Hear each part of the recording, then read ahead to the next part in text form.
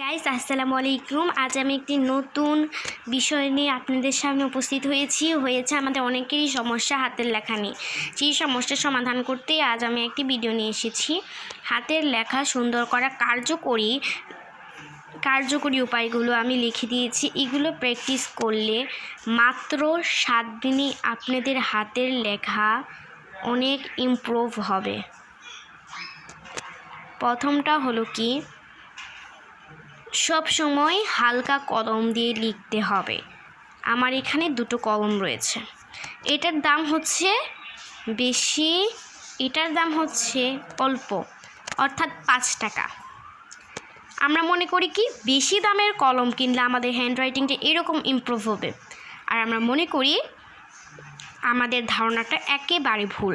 কারণ বেশি দামের কলম দিয়ে লিখতে গেলে আমাদের অল্প লিখলেই আমাদের হাত ব্যথা হয়ে যাবে, আর এগুলো কলম দিয়ে লিখলে আমরা যতই লিখি ওরকম ব্যথা অনুভূত হবে না।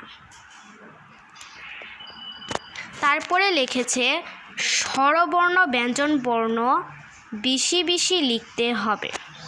আমাদের কিন্তু অনেকেরই স্বরবর্ণ ব্যঞ্জন বর্ণ একটু খারাপ হয়, যার ফলে লেখাটা সুন্দর হলে ওটাকে ভালো লাগে না। তাই আমাদের স্বরবর্ণ আর ব্যঞ্জন বর্ণ বেশি বেশি লিখতে হবে, লেখা প্র্যাকটিস করতে হবে।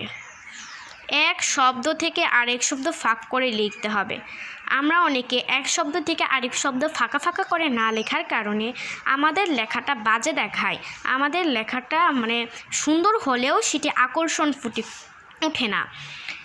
4 নাম্বার পয়েন্টটা হচ্ছে এক লাইন থেকে আরেক লাইন যথেষ্ট ফাঁক করে লিখতে হবে। আমাদের যে লাইন থেকে আরেক লাইন যথেষ্ট ফাঁক করে না লিখলে আমাদের লেখাতে ভালো দেখাবে না। দেখেন আমি সবগুলো লাইন যথেষ্ট ফাঁক করে লিখেছি। এই যে লাইন ফাঁক, এই যে আর ওয়ার্ড শব্দগুলাও ফাঁক করে লিখেছি। মার্জিন করা খাতায় হাতের লেখা লিখবে, পরে সাদা খাতায় হচ্ছে কি লেখা আমাদের ইমপ্রুভ হবে, অর্থাৎ সুন্দর হবে। আর এগুলো যদি আমরা বেশি বেশি লেখি প্র্যাকটিস করি তাহলে কিন্তু আমাদের লেখা অনেক সুন্দর হয়ে যাবে। কারণ আমাদের মার্জিন করা খাতায় হাতের লেখা লিখলে এক শব্দ থেকে আরেক শব্দের দূরত্ব, এক লাইন থেকে আরেক লাইনের দূরত্ব সর্বদা সমান থাকবে। পরে আমাদের সমস্যা হবে না সাদা খাতায় লিখতে গেলে।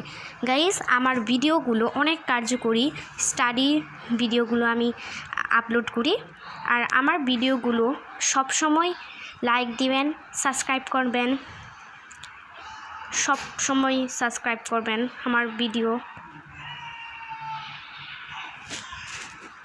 আমি এখন এরকম হাতের লেখা সুন্দর করা, যাদের হাতের লেখা খারাপ তাদের মাত্র এই 5টা টিপস অবলম্বন করলে হাতের লেখা একবারে ইমপ্রুভ হয়ে যাবে, যা বলার মতো না।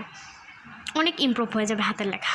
7 দিন শুধু এই জিনিসগুলো অবলম্বন করেন। আপনি হাতের লেখা কমেন্ট করে জানাবেন কাদের হাতের লেখা এখন পর্যন্ত সুন্দর হয়নি এই ভিডিওটা দেখার পরেও।